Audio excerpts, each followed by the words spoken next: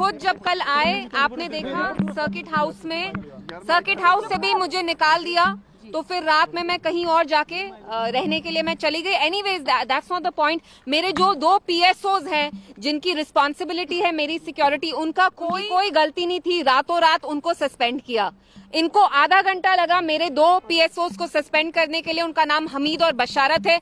उन लोगों को ये सस्पेंड नहीं कर रहे जिनने यहाँ पे जम्मू कश्मीर में दहशत फैलाई है। वो पुलिस वाला SHO वहां का जहां मैं कल गई, जिनने लाइए जो नौजवानों से पैसा लेते हैं, एक्सटॉर्ट करते हैं, उनके against no action. The army man who killed that truck driver in Sopore, no action taken against him. तो ये बहुत अफसोस की बात है कि जो यहाँ सरकार है, वो NC गवर्नमेंट हो या LG एडमिनिस्ट्रेशन हो या दिल्ली में बैठी मरकजी सरकार हो, इनकी प्रायोरिटीज ही नहीं है कि ये जम्मू कश्मीर को खुशहाल बनाए, सेफ बनाए, सिक्योर बनाए। इल्तिजा जी, कल मैंने डॉक्टर फारूक अब्दुल्ला से फोन लाइन पे बात करने की कोशिश की और साफ तौर से उनसे ये सवाल पूछा कि आज इल्तिजा जी को जो है वो सर्किट हाउस से प्रेस कॉन्फ्रेंस करने के लिए नहीं आने दिया जा रहा, और उनका ये कहना था कि इल्तिजा जी जो है वो रोज नई बयानबाजी करती है। मैं उन सवालों का जवाब नहीं देना चाहता। देखिए, वो मेरे से बहुत बड़े हैं, बुजुर्ग हैं, लेकिन शायद वो भूल रहे हैं कि उनके अपने बेटे, कल जब मैं कठुआ गई सुबह के 6 बजे, मैं फरार हुई चोर की तरह। रात में मैं निकली, प्लीज डोंट मेक नॉइज, मैं रात को निकली चोर की तरह श्रीनगर से। उनके बेटे को, जो आज की डेट में यहाँ के चीफ मिनिस्टर हैं, हमारे चीफ मिनिस्टर हैं, उनको कल कठुआ पहुंचना चाहिए था। उनके बदले हम गए। वो दिल्ली में लंच कर रहे थे, कुछ अल्फ्रेस्को लंच, मुझे तो पता भी नहीं। तो फारूक साहब शुड टेल अस कि उनकी जो सरकार है, जो उनके बेटे चला रहे हैं, उनकी क्या प्रायोरिटी है कि वो हर वक्त दिल्ली में बैठ के लंच करे, डिनर करे। हमने देखा बुढ़ाल में लास्ट मंथ जब राजौरी में फूड पॉइजनिंग के केसेस हो रहे थे, तब भी ओमर साहब दिल्ली में बैठ के डिनर होस्ट कर रहे हैं। कल उनको पता नहीं था, लेकिन जब वो लंच कर रहे थे दिल्ली में कहीं 5 स्टार होटल से ऑर्डर करके, बहुत 500,000 किलोमीटर दूर एक लेडी है 25 साल की कठुआ में, जो विधवा हुई है, जिसने 5 दिन से एक निवाला तक नहीं खाया। लेकिन ओमर साहब की प्रायोरिटी क्या है? दिल्ली में बैठ के लंच करना, दोस्तों के साथ लंच करना। This is not fair. क्या वजह बताई गई है? देखिए, मेरे जो 2 PSOs निकाले, उनकी ये गलती है कि उनने मुझे रोका नहीं, क्योंकि वो भी उनका कुछ ना लेना था ना देना था। मैंने कहा मैं चोर की तरह रात में फरार हुई हूँ श्रीनगर से। आप लोग मुझे जानते हैं, मैंने यहाँ प्रेस से बहुत बार बात की है। क्या मैं कोई देशद्रोही हूँ? क्या मैंने आपके साथ कभी कोई बदतमीजी की है? क्या मैंने यहाँ कोई लॉ तोड़ा है? मैंने कानून तोड़ा है? क्या मैं बैंक लोन डिफॉल्टर हूँ? क्या मैंने हवाला किया है? मैं चोर हूँ? नहीं। क्योंकि मैं उस दहशत के बारे में बात करना चाहती थी जो वहाँ SHO कठुआ के फैला रहे हैं। वो वहाँ छोटे छोटे लड़कों को उठाते हैं और उनसे पैसे लेते हैं, और इन लड़कों को टॉर्चर किया जाता है। मुझे बताया गया कि मक्खन दिन साहब को जब रिलीज किया, 4 किलोमीटर वो पुलिस की गाड़ी में थे, निकाला उन्हें, 4 किलोमीटर पैदल चलाया टॉर्चर करके, और जब उनने पानी मांगा, पानी का उनको एक घूंट तक नहीं दिया। मैम, दिल्ली में जो तख्ता पलट हुआ है, उसमें आप क्या समझते हैं कि वाकई में BJP की जीत है या जो दिल्ली के बीच में? देखिए, my priority is my state. Jammu Kashmir, यहाँ की आवाम, यहाँ के लोग, वो मेरी प्रायोरिटी है। दिल्ली में क्या होता है, that does not concern me. Democratic country में तो क्या लगता है आपको स्टेटहुड? आप मुझे एक बात बताइए, ओमर साहब के सब्जेक्ट्स जो हैं वो जम्मू कश्मीर की आवाम है।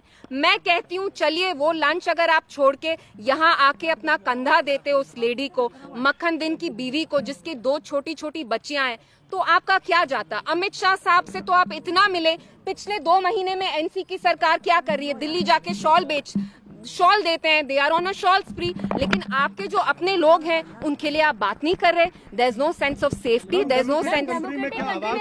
आवाज उठाना गलत है?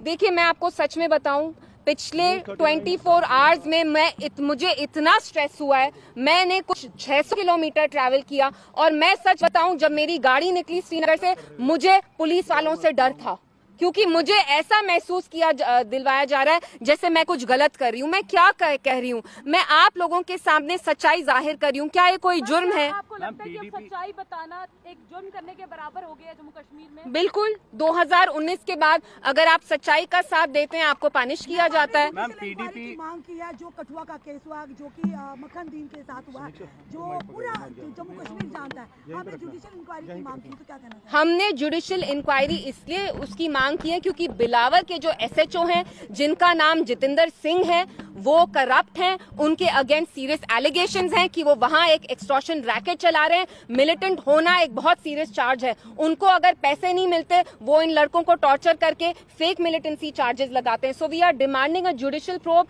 And we also demand that this SHO should be immediately sacked. And मैं जो हमारे जितेंद्र सिंह हैं जो कठुआ के एमपी हैं और मिनिस्टर हैं, मैं उनसे पूछना चाहती हूँ, सर आप कहाँ हैं?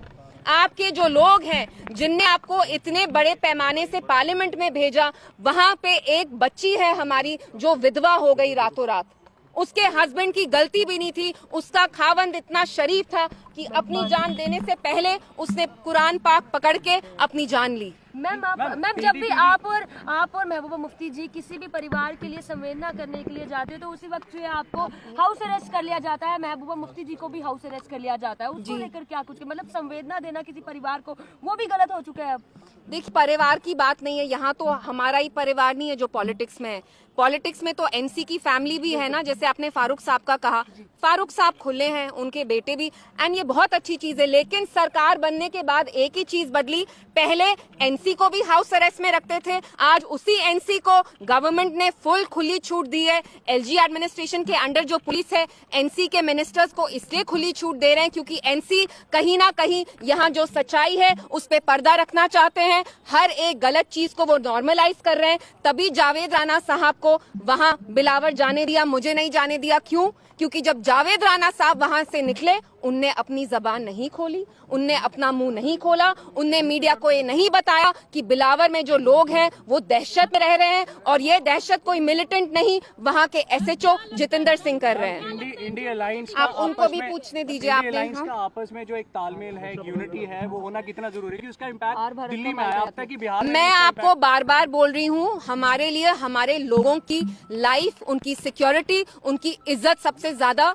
इम्पोर्टेंट है। दिल्ली में क्या होता है that does not concern me. A 25-year-old man, Makhan Din, committed suicide because he was injured grievously. He was tortured in police custody by the SHO of Bilawar, and that is our main concern. Ma'am आपको रोका गया, जावेद राणा जी को नहीं रोका गया, तो ये किसकी तरफ दर्शाता है? ये तो जुगलबंदी है। एनसी सरकार और एलजी एडमिनिस्ट्रेशन जो पुलिस चलाती है और दिल्ली की बीजेपी में जुगलबंदी है, तभी इल्तिजा मुफ्ती को रोका जाता है और जावेद राणा साहब को अलाउ किया जाता है। क्यों? क्योंकि जावेद राणा साहब ने आपको ये बात नहीं बताई कि वहां के पुलिस वाले एक एक्सटॉर्शन रैकेट चला रहे हैं। एनसी के लोगों की क्या प्रायोरिटीज है? ओमर साहब दिल्ली में बैठ के लंचेस कर रहे हैं, कठुआ वो जाना नहीं चाहते, सोपोर वो जाना नहीं चाहते। आपके लोग रो रहे हैं और आप उनको यहाँ अपना कंधा देने के लिए तक नहीं है। आपकी क्या प्रायोरिटीज है? मैम उनका कहना है, नेशनल कॉन्फ्रेंस का कहना है, उमर साहब ने पहले ही ट्वीट कर दिया था इन दोनों घटनाओं को। तो एहसान किया हम पे। ट्वीट करना एहसान होता है क्या? तो फिर मैं भी ट्वीट करके साहब भी कह रहे हैं कि उमर साहब फुलफिल नहीं कर पा रहे हैं अपनी जो उन्होंने वादे किए कमिटमेंट्स जो मैनिफेस्टो में कमिटमेंट्स की थी। देखिए कमिटमेंट तो अलग बात थी, वो रैशनलाइजेशन ऑफ रिजर्वेशन हो, 200 यूनिट इलेक्ट्रिसिटी हो, लेकिन सबसे पहले जान है तो जहान है। जब तक हमें जान नहीं है, जब हमारे छोटे लड़कों का खून बह रहा है, तो वो बाकी अपने मैनिफेस्टो के जो मंशूर के प्रोमिसेस थे क्या फुलफिल करेंगे? ये बस। थैंक यू, शुक्रिया।